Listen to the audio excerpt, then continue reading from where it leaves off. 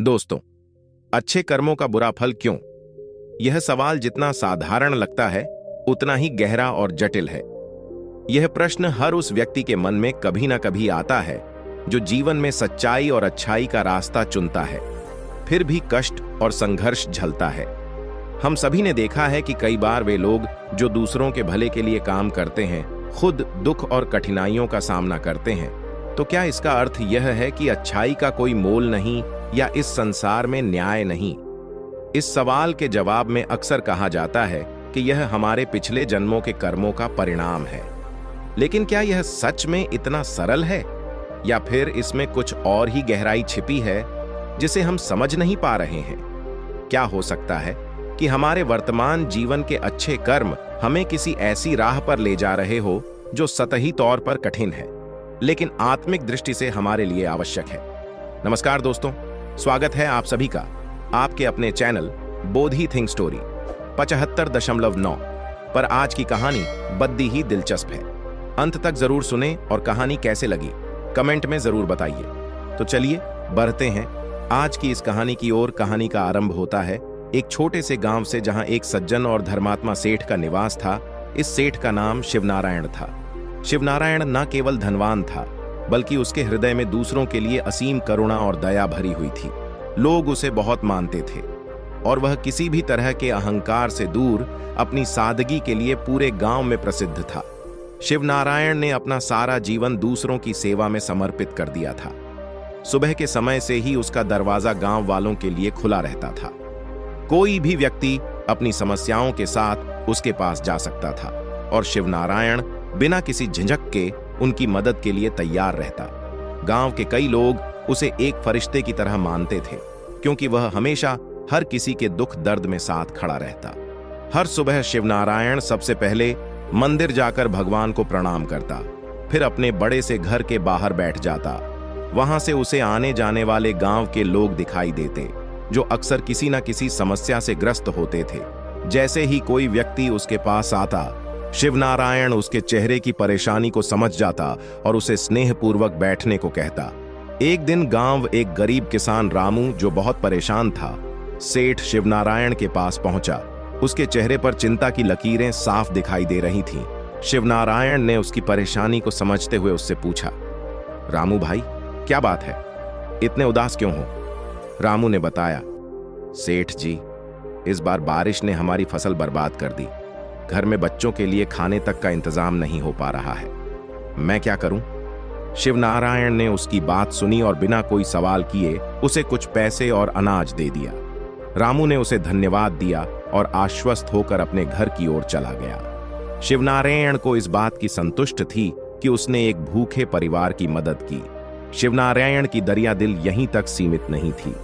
एक दिन गांव की एक विधवा महिला गोमती अपनी बेटी की शादी के लिए धन की व्यवस्था ना कर पाने की परेशानी लेकर सेठ के पास आई।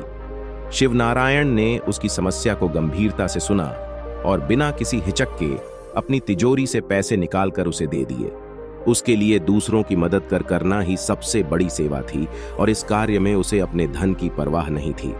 गोमती ने आभार व्यक्त करते हुए कहा, सेठ जी, आप जैसे लोग इस दुनिया में कम ही होते हैं।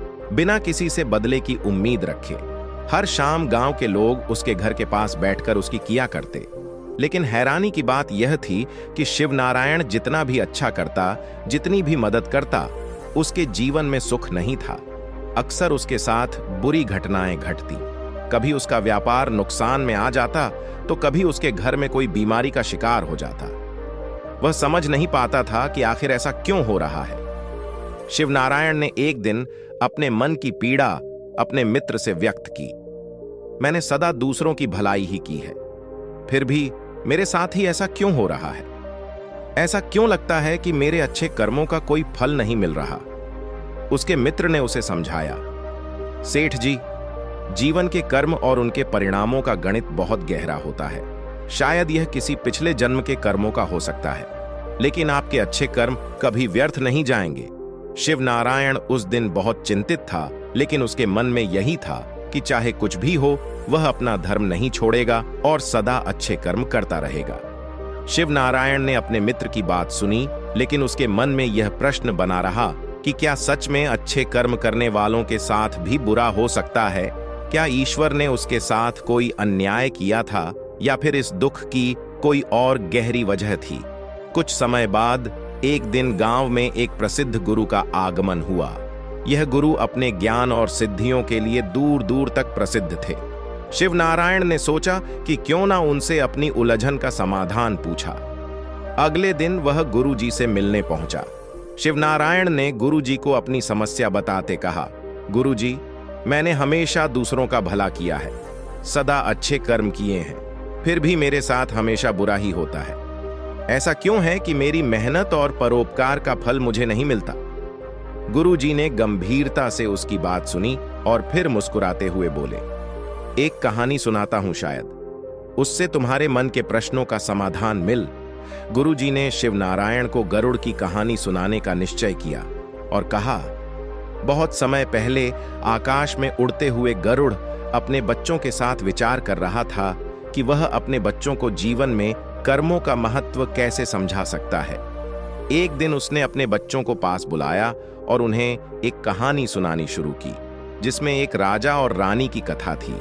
गुरुजी ने कहना शुरू किया, बच्चों, एक समय की बात है। गरुड़ ने बच्चों से कहा, एक राज्य था जहां राजा अमृत और रानी सौम्या का शासन था। राजा और रानी बहुत दयालु और न्यायप्रिय थे। उन्होंने अपने जीवन में कभी किसी का बुरा नहीं किया और हमेशा लोगों का भला सोचा। उन्होंने हर तरह से अच्छे कर्म किए और अपनी प्रजा की भलाई में लगे रहे। तो फिर उनके जीवन में क्या कठिनाइयां थीं? गरुड़ के बच्चों में से एक ने उत्सुकता से पूछा। गरुड़ ने जवाब दिया, बच्चों, जीवन में कभी कभी हमारे अच्छे कर्मों का फल तुरंत नहीं मिलता। राजा और रानी ने बहुत अच्छे कर्म किए थे, लेकिन उनके जीवन में फिर भी कई कठिनाइयां थीं। एक दिन राजा ने सोचा, मैंने जीवन भर अच्छे कर्म किए, फिर भी हमारे जीवन में दुख क्यों है? राजा ने कई ऋषियों और संतों से अपने प्रश्न का समाधान जानने की कोशिश की, लेकिन किसी के पास स्पष्ट जवाब नहीं था। गुरुजी ने कहानी आगे बढ़ाई। राजा और रानी ने अपने राज्य महल एक महान आर्ष को बुलाया और उनसे पूछा, राव, हमने कभी किसी का बुरा नहीं किया, फिर भी हमारे जीवन में यह दुख क्यों है? क्या हमारे अच्छे कर्म व्यर्थ हो गए? आशी ध्यानपूर्वक राजा और रानी को देखा और धीरे से बोले, महाराज, यह संसार कर्मों का चक्र है। वर्तमान जीवन में हम जो कष्ट सहते हैं, उनका कारण पिछले जन्मों के कर्म भी हो सकते हैं, परंतु आपके इस जीवन के अच्छे कर्म इन बुरे परिणामों को कम कर सकते हैं। यह आवश्यक नहीं कि आपके अच्छे कर्मों का फल तुरंत मिले, लेकिन इनका प्रभाव धीरे धीरे आपके जीवन और वंश पर जरूर पड़ ढेगा। राजा ने निराश होकर पूछा, तो क्या हमारे अच्छे कर्मों का कोई फल नहीं मिलेगा? आर्षि ने शांत स्वर में कहा, नहीं राजन, अच्छे कर्म सदा अपना प्रभाव छोड़ते हैं, चाहे देर से ही सही। यदि आप धैर्य रखें और अपने कर्मों पर अड़े रहे तो समय के साथ उनके सुखद परिणाम अवश्य आएंगे। गरुड़ ने अपने बच्चों को कहा। इस तरह राजा और रानी ने यह समझ लिया कि अच्छे कर्म करना स्वयं में ही एक पुण्य है और उसका फल अवश्य मिलता है। हमारे कर्मों का प्रभाव हमारे जीवन की दिशा तय करता है। गरुड़ के बच्चों ने आश्चर्य से कहा, पिताजी, हमने समझ लिया कि चाहे परिणाम देर से मिले, अच्छे कर्म करना कभी व्यर्थ नहीं होता। गरुड़ ने मुस्कुराते हुए कहा, हाँ, यही जीवन का सत्य। हमें हमेशा यह ध्यान रखना चाहिए कि हमारे कर्म हमारे भविष्य का निर्माण करते हैं। गुरुजी ने गरुड़ की यह कहानी सुनाई तो शिवनारायण का मन शांत होने लगा। उसे यह समझ आने लगा कि उसके वर्तमान जीवन में जो कष्ट है, वे संभवतः उसके ही पूर्व जन्मों के कर्मों का परिणाम है। उसने गुरुजी से, गुरुदेव, क्या मेरे अच्छे कर्म भी मेरे पूछा भविष्य को संवार सकते हैं? गुरुजी ने सिर हिलाते हुए कहा, बिल्कुल शिवनारायण, अच्छे कर्मों का प्रतिफल हमें समय के साथ मिलता है, चाहे वह इस जन्म में मिले या अगले जन्म में। शिवनारायण की जिज्ञासा को शांत करने के लिए गुरुजी ने एक और कहानी सुनाने का निश्चय किया। उन्होंने कहा, अब मैं तुम्हें गुरु और शिष्य की एक कहानी सुनाता हूं जो तुम्हारे सवालों का उत्तर देगी। एक बार एक शिष्य अपने गुरु के पास गया और उनसे पूछा, गुरुजी, मैंने देखा है कि कुछ लोग जीवन भर अच्छे कर्म करते हैं, फिर भी उनके जीवन में कठिन बनी रहती है, ऐसा क्यों है? गुरु ने उसे मुस्कुराते हुए देखा और कहा, वत्स, इस प्रश्न का उत्तर पाने के लिए तुम्हें एक छोटी सी परीक्षा देनी होगी। शिष्य ने तत्परता से, गुरुदेव, मुझे यह परीक्षा देने में कोई आपत्ति नहीं है। गुरु शिष्य से कहा, अगले 7 दिनों तक हर सुबह अपनी पहली सोच और हर रात अपनी आखिरी सोच का ध्यान करना। यह देखो कि तुम किस पर ध्यान केंद्रित करते हो। शिष्य ने 7 दिनों तक ऐसा ही किया और पाया कि वह अधिकतर अपने दुखों और चिंताओं पर ध्यान देता है।